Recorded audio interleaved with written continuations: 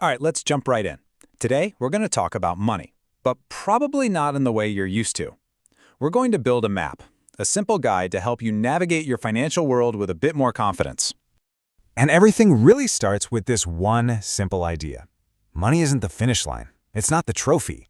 It's just a tool you use to build the life you actually want. But that kind of begs the question, right? If it's a tool, why do so many of us treat it like a lottery ticket? Why are we always hoping for that one big win instead of just, building something that lasts? That's what we're digging into. So, before we can find the right path, we have to understand the wrong one. Let's call it the money trap. It's something that, honestly, most of us fall into without even realizing it. You can see the two mindsets laid out here, and they are worlds apart. On the left, you've got the gambler. They're all about the thrill of today, chasing that fast, exciting win. But by putting everything in one basket, they're basically set up to fail spectacularly. The builder, though, they're playing a completely different game. They're not thinking about this week, they're thinking about the next 20 years. They're building a system that's designed to survive. And that gambler's mindset, well, it leads directly to these really common mistakes. We forget that our future is a lot longer than today is. We get caught up in the hype, the heat of the moment, thinking we're the one who's smart enough to outsmart the entire market. But here's the thing. These aren't just personal failings. They are the totally predictable results of a bad strategy. So how do we get out of that trap? Well, we stop fighting and we start building. We build a shield. Let's look at the core strategy for protecting your money and, maybe more importantly, protecting your peace of mind. It's called the four-pillar guard. And the goal here isn't just to make more money. It's to protect the money you already have. See, it's a system designed for stability. If one part of your shield gets hit, the other parts are still holding the line. And that is what frees you up from obsessing over every little market swing, so you can actually get back to living your life. And here's the beauty of it. It's just simple. 4 equal parts. Each one is 25%. That's it. No complicated formulas, no trying to predict what's going to happen next. It's just a balanced, defensive structure where every single pillar has a job to do. It's built for resilience, not for speed. Okay, so that's the big idea. But how do you actually build this thing? Let's get practical and walk through the map, a 6-step process that'll take you from feeling all over the place to feeling totally clear.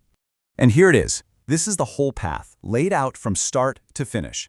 It all begins with taking control. Then you build a safety net, then a stable foundation. Then you add the other layers, and you finish with the most powerful investment you can possibly make. Let's break it down. So, steps 1 and 2 are all about control and having a cushion.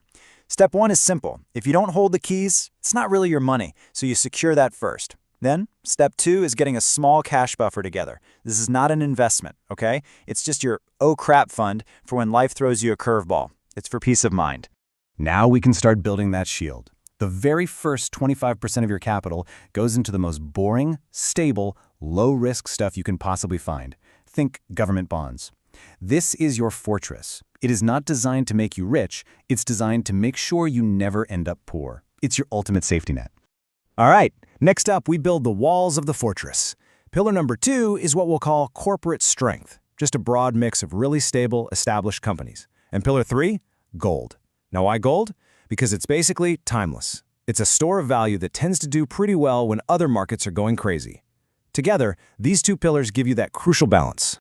And here is where we finally let things grow a bit. The final 25% goes into the broad market. Now this part is going to be a roller coaster. It's going to go up, it's going to go down, but you don't have to stress about it because you know that a full 75% of your capital is shielded by those other 3 pillars. This is what responsible risk looks like. And now for the final step, which is honestly the most crucial one. Once your money is on autopilot, working for you inside the system, the absolute best investment you can make is no longer in the market. It's in yourself. Your time is so much better spent learning new skills than it is chasing pennies.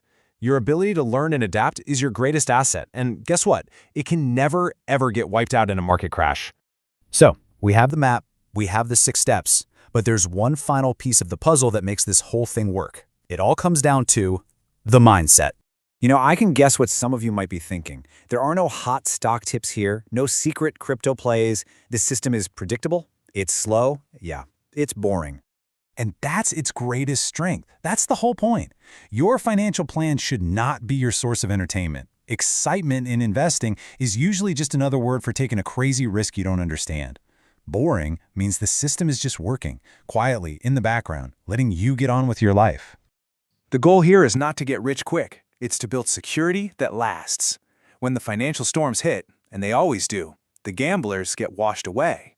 But the builders, the ones with a map, they just stay the course. That discipline, that's the real secret. So, the system is there for you. The path is clear.